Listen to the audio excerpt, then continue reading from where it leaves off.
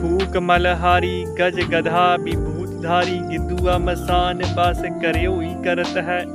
फूक मलहारी, जो मनुष्य ईश्वर को मिलने के नाम पर गंदगी खाता है उसकी तुलना गुरु गोविंद सिंह जी ने सूअर से की है। गज गधा विभूतधारी, जो पखंड करके अपने शरीर पर मिट्टी और राख मलता है उसको गुरु गोविंद सिंह जी महाराज जी ने गधा और हाथी बताया है। गिद्दुआ मसान बास करयोई करत है, जो लोग कब्रिस्तान में जाकर या जहाँ पे इंसान के शरीर का संस्कार किया जाता है, मुर्दा घर में जाकर के तपस्या करते हैं, गुरु गोविंद सिंह जी ने उनको गीदड़ के समान बताया है, क्योंकि गीदड़ की जो पसंदीदा जगह है वो शमशान घाट ही है।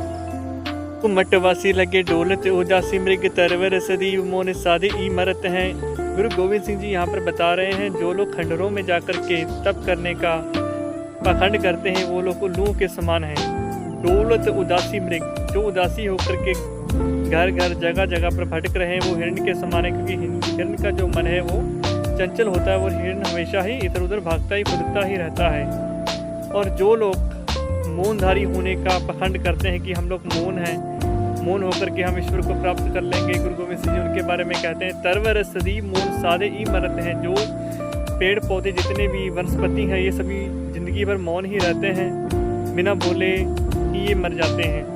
भाव की इस तरह से परमेश्वर की प्राप्ति नहीं होती है। बिंद के सदैया ताहे हीज की बड़ैया देते बंदरा सदीव पाए नांगे ई फिरत हैं।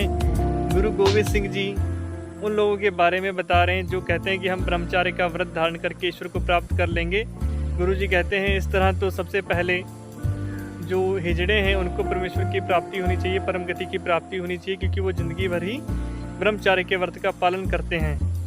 आगे सतगुरु जी फरमाते हैं बंदरा सदी पाए नांगे ई फिरत हैं। जो मनुष्य सोचते हैं कि नंगे पैर चल करके ही परमेश्वर की प्राप्ति होगी, तो गुरु जी कहते हैं बंदर जो है वो हमेशा ही नंगे पाँव ही रहता है और नंगे पाँव ही चलता है, पर इस प्रकार से परमेश्वर की प्राप्ति नहीं होती। सतगुरु जी यहाँ पर उनके ऊपर कटाक्ष और व्यंग कर रहे हैं। अंगनाधीन काम क्रोध में प्रवीण एक ज्ञान के विहीन छीन कैसे के तरत हैं। श्री गुरु गोविंद सिंह जी यहाँ पर ऊपर बताए गए सभी लोगों से सवाल कर रहे हैं। अंगनाधीन, जो अपने इंद्रियों के वश में है, काम क्रोध में प्रवीण, जिनमें काम और क्रोध भरपूर मात्रा में है, परमेश्वर के ज्ञान के बिना, सच्चे के ज्ञान के बिना इस संसार के भवजल सागर में से किस प्रकार से पार पा सकते हैं, भाव कर सकते हैं।